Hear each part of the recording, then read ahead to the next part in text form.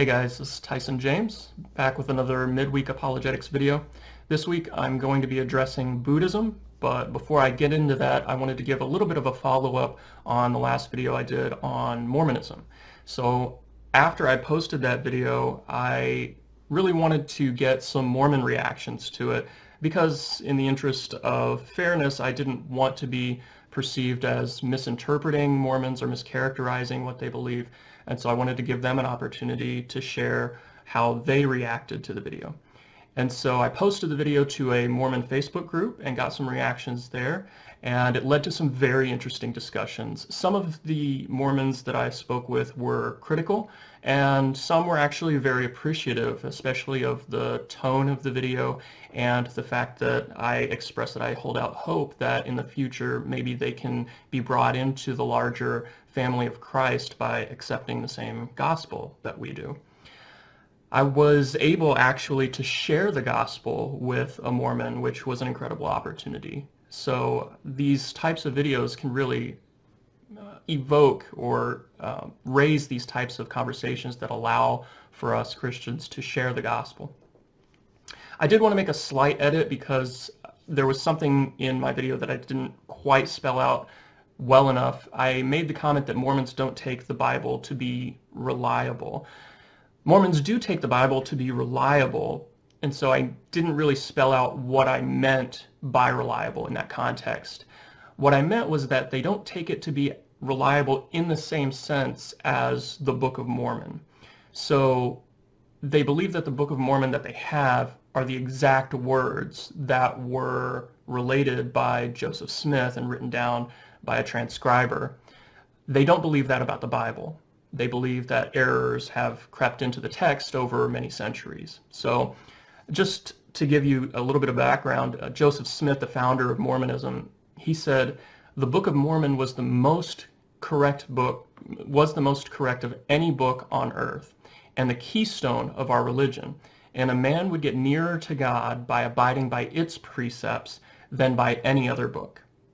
So there it's very clear that the Book of Mormon is considered by Joseph Smith, the founder of Mormonism, to be more reliable than the Bible. Also, in the Latter-day Saints Manual online, you can find this statement: "As the Bible was compiled, organized, translated, and transcribed, many errors entered the text." So they would say that the Bible that we have today is not as reliable as the Book of Mormon. Okay, so that's what I meant by reliable. They don't consider the Bible to be as reliable as the Book of Mormon. So I really appreciate the Mormons that took the time to respond to the video, and I hope that more Mormons will address some of the other points on the evidence that I brought up in the video. So back to today's topic, which is Buddhism. Before I kind of delve into Buddhist beliefs, let me give you a little bit of personal background information that's kind of relevant to this topic. My father is from Laos. Obviously, I have some Asian descent. So Laos is a landlocked country, very small country in Southeast Asia, over by Thailand and Cambodia and Vietnam. Laos is a predominantly Buddhist country, and my father and his family were all Buddhists. When he and some of his family immigrated to the United States in the late 1970s, many, including my father, converted to Christianity, mainly as a result of my father converting and marrying my Christian mother. Unfortunately, this was mostly nominal conversion, as almost none of them continued in the Christian faith for very long. As a boy, I actually remember attending a very colorful and elaborate ceremony in which one of my uncles became an official Buddhist monk, complete with a saffron robe and everything. One aunt of mine came and lived with me and my family for a while, and I remember she was always interested in hearing Bible stories, even though she retained her Buddhism. She went on to become a glamorous Laotian pop singer living in California, and I followed her on Facebook, and she clearly has retained her Buddhism, but those influences are probably still in the back of her mind somewhere, hopefully. So because of my mixed family dynamic, the differences between Buddhism and Christianity have a personal importance, and I'm happy to have this opportunity to address those differences today. So like any religion, Buddhism is a huge variety of beliefs. It comes in many different schools, many different forms. And so this introductory apologetics video will focus on what most of the schools of Buddhism have in common and how I approach those points as one who believes that Christianity is true. So first, the founder of Buddhism. His name was Siddhartha Gautama. He lived sometime in the 6th or 5th century BC, around 500 years before Jesus. He lived a really sheltered life in an aristocratic family, and he was sheltered away from the suffering of the world. His father just did not want him to experience all of the suffering and evil in the world. He encountered real suffering for the first time when he went out into the surrounding community.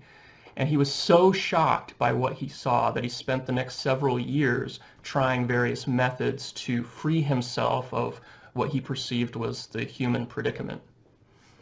He was said to have found the answer to this search while meditating under a bo tree, and this is called his awakening or his enlightenment. And then he spent his life teaching his method for overcoming the human predicament and achieving enlightenment.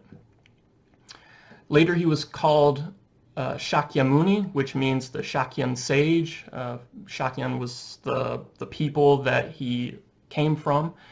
And then later he was known as the Buddha, which literally means the enlightened one. So a couple fun facts. The earliest biography of Buddha dates to the 1st century AD. So that's nearly 500 years after his life. And the earliest existing mention of him that we have is from around 300 years after his life. So by contrast, the earliest information we have for Jesus dates to within 3 to 5 years after he died. Buddhism today is the 4th largest religion in the world, with over 500 followers worldwide. So I mentioned Buddha's treatment of the human predicament, and his assessment of the human predicament and its resolution kind of resembles a physician diagnosing an illness. And it's summarized in what's called the 4 Noble Truths. And this is something shared by most schools of Buddhism. Number 1, a physician might ask, what is the symptom?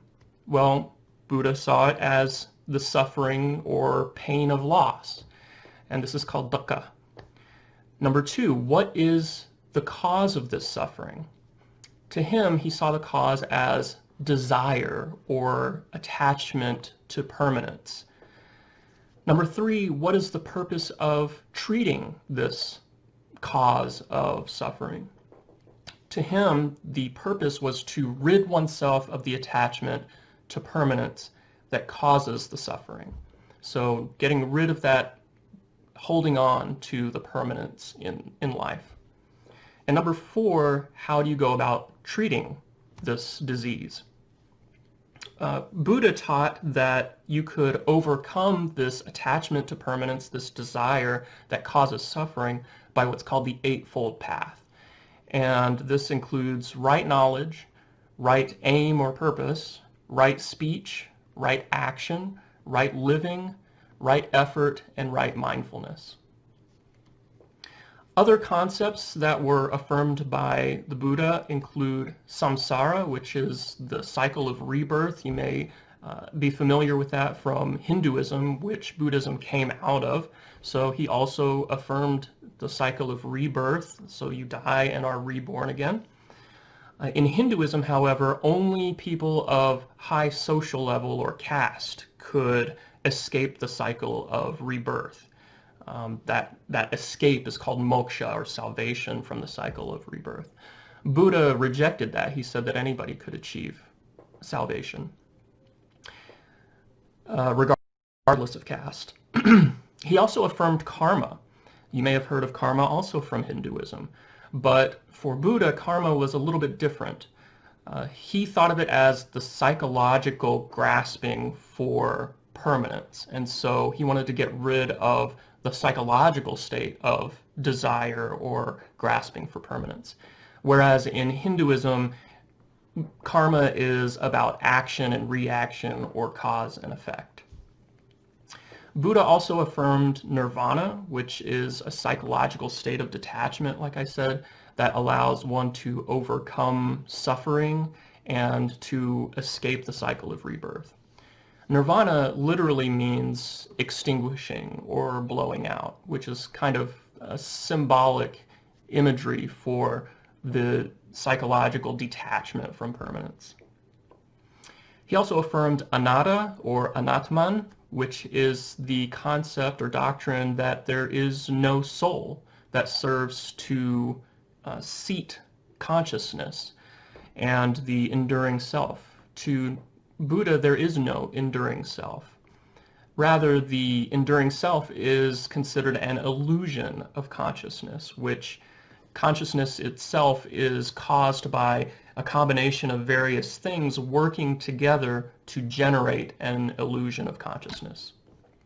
At death, he believed that these things come apart and that this particular illusion of self that each one of us has ceases to exist.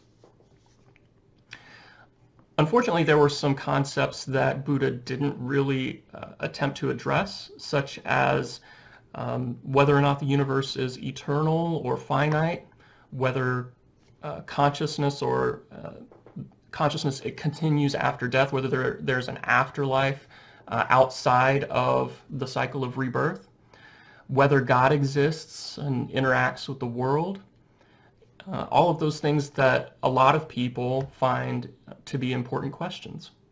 Instead, Buddha was more preoccupied with human psychology, and that was because of his own struggle with his own mind and his experience with suffering. And so he sought for many years to overcome that suffering, and then when he began to teach, he wanted to help other people overcome that suffering as well. So it has more to do with human psychology than the sort of big metaphysical questions about ultimate reality.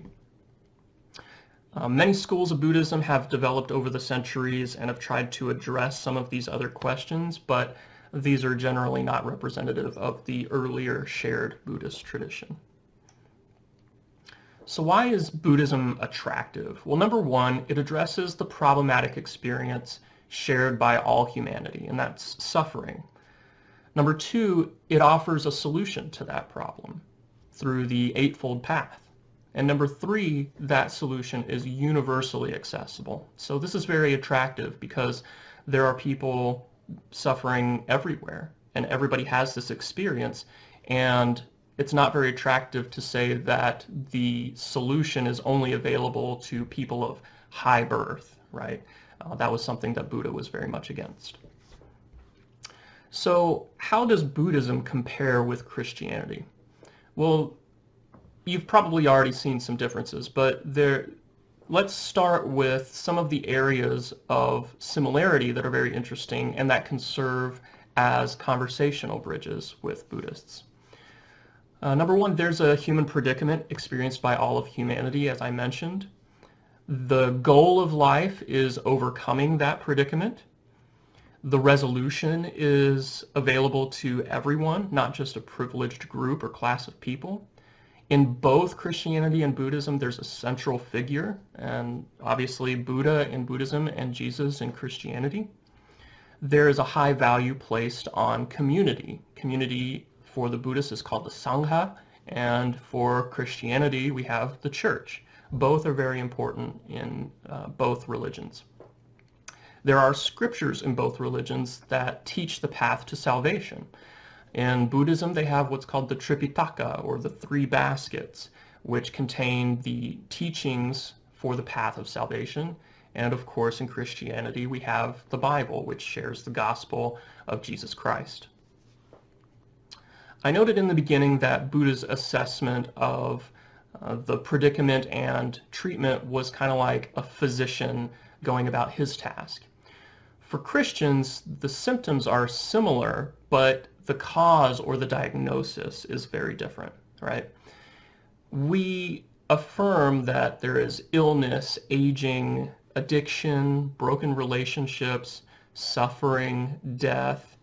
All of these we take to be the result of sin against God, going against God's commandments and his standard of holiness. That's opposed to the Buddhist concept. It's not just desire or attachment to permanence as Buddhism teaches. And sin is not only the cause of suffering in this life, but because it is a crime against an infinite God, the one who sins deserves an infinite punishment, and so the punishment is to last for eternity. The treatment is also very different.